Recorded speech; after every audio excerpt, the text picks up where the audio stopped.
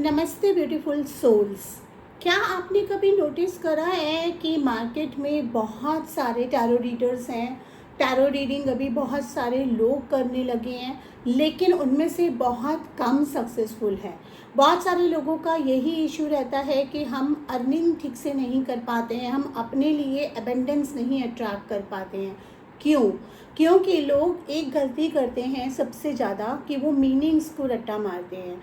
अब आजकल एक नया ट्रेंड चला है कि एवरीबडी इज़ एडवर्टाइजिंग कि no memorisation of the cards is required. लेकिन वहाँ पे भी बाद में क्या होता है, आपने क्लास अटेंड करी और उसके बाद आप 500 rupees reading, 1500 rupees reading, 2500 rupees reading पे अटके पड़े हैं और क्लाइंट्स आप अट्रैक्ट नहीं कर पा रहे हैं। जो क्लाइंट्स आपके पास आ रहे हैं, या तो आपको वो कॉन्फिडेंस नहीं आ पा रहा, या आप कनेक्ट नहीं कर पा रहे हैं। रीडिंग्स आपकी कभी सही आ जाती हैं, कभी नहीं आती, या आप भी चाहती हैं अगर सही, तो भी क्लाइंट्स आपके पास स्टेबल नहीं हो पा रहे। क्यों? क्योंकि आप कार्ड्स का जो बेस है, जो बेसिक्स है, जो आर्किटेक्चर है, वो ही नहीं ठीक से समझ पा रहे हैं। आपने रीडिंग सीख तो ली है, लेकिन उसके बेस को नहीं सीखा है। अब इस वीडियो में मैं आपको एक सीक्रेट मेथड बताऊंगी। चलिए, राइडर वेट के कार्ड्स को अगर हम देखते हैं, अगर आप ये कार्ड्स देखते हैं, value bomb architecture of cards हम किसको कहते हैं?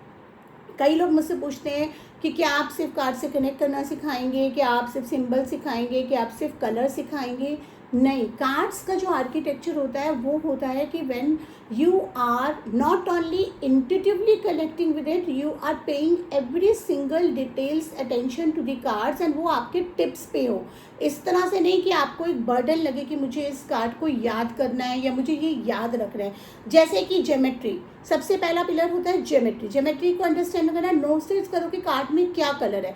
जो रेड होता है वो पैशन के लिए होता है, येलो होता है वो क्रिएटिविटी के लिए होता है, ब्लू होता है वो कम्युनिकेशन के लिए होता है। कलर्स की साइंस को अच्छे से समझना, तो वो खाली कार्ड से नहीं समझा जाता। पहले हम कलर्स की साइंस को समझेंगे, कार्ड की ज्योमेट्री को समझेंगे, उसके बाद कार्ड में सिंबल्स क्या आ रहे हैं। कार्ड में पहाड़ है, पानी है, वैन्स हैं, चिड़िया है, वो सारे को समझना। और खाली राइडर वेट की बात नहीं है, कार्ड्स को इस तरह से सीखा जाता है कि अगर आपने राइडर वेट के साथ कनेक्ट होना सीख लिया, तो आप राइडर वेट के सिनर्जी पे जो बने हुए बाकी कार्ड्स हैं आप उनको भी रीड कर पाएंगे। ज़रूरी नहीं है कि जो 3 ऑफ वैंड्स का मतलब राइडर वेट में आ रहा है वो शेयर में भी 3 ऑफ वैंड्स का हो, वो अलग हो सकता है।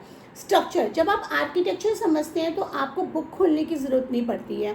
आप इसके स्ट्रक्चर को इस तरह से समझ जाते हैं कि जब आप कार्ड्स देखते हैं, देखते ही आपकी इंट्यूशन के साथ वो मैच करता है और ये कार्ड आपके साथ बातें करने लगता है। इंट्यूशन भी बहुत इंपॉर्टेंट है। अब एक तो होता है इंट्यूशन इनबिल्ट, बचपन से आपको कुछ पावर्स हैं।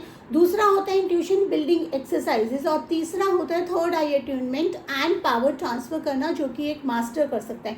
तीनों का जब कॉम्बिनेशन मिलता है, साथ में जब कार्ड्स का आर्किटेक्चर मिलता है, तब एक एक्यूरेट टैरो रीडर मिलता है, और तब वहाँ पर आपको कॉन्फिडेंस भी आएगा जब चीज़ें आपके टिप्स पे रहेंगी। अब प्रैक्टिस की इंपॉर्टेंस क्या है? अगर 80% लर्निंग है तो 20% प्रैक्टिस है। अब एक और बहुत बड़ी गलती लोग करते हैं, ग्रुप में क्लासेस कर ली, सस्ते कोर्स के चक्कर में आपने ग्रुप्स में क्लासेस कर ली, आपने सोचा आपने फीस पे फोकस करा, आपने कंटेंट पे फोकस नहीं करा, आपने मेंटोर पे फोकस नहीं करा।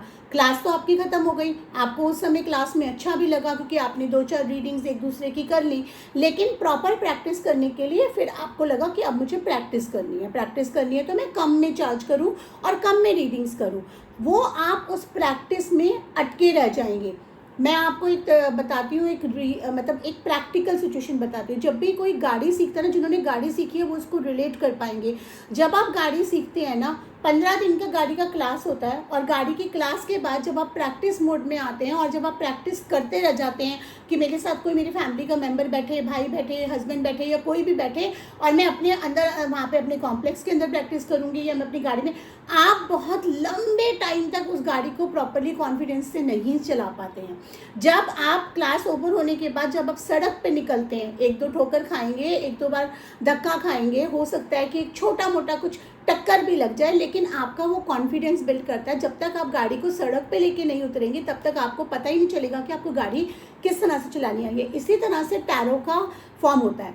तो एक सही मेंटोर वो होता है कि जब हम क्लासेस कर रहे हैं तो जितनी प्रैक्टिस करनी है आप मेंटोर के साथ कर लीजिए। मेरे साथ कर लीजिए, ताकि जब ये कोर्स का सर्टिफिकेट आपको असाइन हो उसके बाद आप डायरेक्टली कॉन्फिडेंटली एक्यूरेट रीडिंग्स कर रहे हो और क्लाइंट से चार्ज करके रीडिंग्स दे रहे हो और प्रॉपर टाइम का चार्ज कर रहे हो। अब बात आती है कि अगर आप टैरो को एक प्रोफेशनल लेवल पे लेके जाना चाहते हैं तो आपको मेरे कोर्सेज में क्या मिलेगा।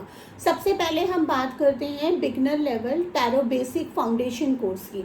अगर आप बिल्कुल बिगनर हैं या आप टैरो को प्रैक्टिस कर रहे हैं और आप चाहते हैं कि आपके लर्निंग्स में कुछ तो मिसिंग है और आप दोबारा से एक बार प्रॉपरली सीखना चाहते हैं, तो आप फाउंडेशन कोर्स को भी ऑप्ट कर सकते हैं, जिसमें आपको कंप्लीट आर्किटेक्चर 78 कार्ड्स का, third eye attunement, intuition based exercises, practice sessions जहां पे आप कॉन्फिडेंस बिल्ड करेंगे एंड मोस्ट इम्पॉर्टेंटली एक सर्टिफाइड सर्टिफिकेट जो एक वैल्यू होल्ड करता है। इंट्यूशन एक्टिवेशन एक्सरसाइजेस के अलावा और भी बहुत सारा अच्छे से आप इसको पूरा मास्टर कर पाएंगे। अब डिसीजन आपका है कि आप एक YouTube पे रैंडम वीडियोस देखकर कंफ्यूज होते रहते हैं, एक सस्ता ग्रुप कोर्स करें जहाँ पे बाद में मेंटोर आपका फ़ोन भी नहीं उठा रहा, या बहुत सारे स्टूडेंट्स हैं और आप हिच के मारे अपनी क्वेश्चंस भी नहीं पूछ पा रहे हैं, या आप इसको एक एजुकेशनल इन्वेस्टमेंट की तरह नहीं, एक अच्छे इंस्टीट्यूट या एक अच्छे मेंटोर से करें जो आपके साथ बाद में भी हैंड होल्ड करके चल सके। अब यहाँ पर मैंने डिस्क्रिप्शन में लैंडिंग पेज दे रखा है अपने टैरो फाउंडेशन कोर्स का।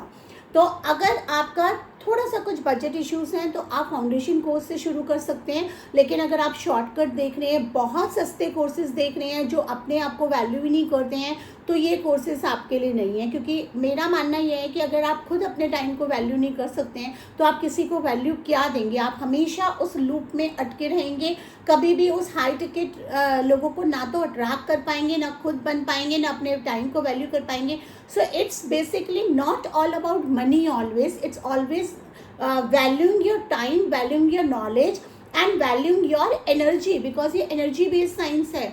आप जितना एनर्जी लोगों को दे रहे हैं उसका वैल्यू तो करेंगे ना। ये थोड़ी ना कि अपना 500 रुपये 1000 रुपये में आप बोलोगे ट्रैक करते रहेंगे, जो आपसे रीडिंग भी लेंगे गायब हो जाएंगे, फिर आपकी रीडिंग की 4 जगह बुराई भी करेंगे, उसका कोई फ़ायदा नहीं है।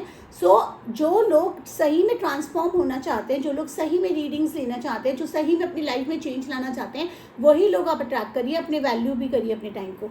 तो यहाँ पे फाउंडेशन कोर्स स्टार्ट हो जाता है, उसके बाद एडवांस कोर्स आता है, प्रोफेशनल कोर्स आता है और एक ग्रैंड मास्टरी आता है। मेरे सारे कोर्सेज इस तरीके से डिज़ाइन हैं कि अगर आप फाउंडेशन नहीं ले रहे हैं, आप एडवांस ले रहे हैं तो उसमें फाउंडेशन कवर्ड है। अगर आप प्रोफेशनल ले रहे हैं तो उसमें tarot foundation and advance covered है। अगर आप ग्रैंड मास्टरी ले रहे हैं तो उसमें एडवांस बेसिक फाउंडेशन सारा कवर्ड है। तो आपके ऊपर डिपेंड करता है कि आप कौन से पैकेजेस को चूज़ करना चाहते हैं। ये मैंने फाउंडेशन के बारे में बताया। एक वीडियो मैंने चैनल पे डाली है जिसमें ग्रैंड मास्टरी के बारे में भी मैंने डिटेल में बता रखा है कि उस कोर्स में क्या क्या इंक्लूडेड होगा, और उसमें लैंडिंग पेज भी दे रखा है। तो आप जाकर उसको कंसल्ट कर सकते हैं और देख सकते हैं, एंड देन डिसीजन आपका है। आप तय कीजिए कि आपको एक रीडर बनना है, आपको एक अथॉरिटी बनना है, आपको एक एक्यूरेट पर्सन बनना है, आप इस फील्ड में लोगों को हेल्प करने के लिए आ रहे हैं, अर्न भी अच्छा करना है, या फिर जस्ट ऐसे ही हॉबिस्ट हैं और जस्ट बस टाइम पास करना है और इंडस्ट्री को कंटामिनेट करना है। The choice is yours.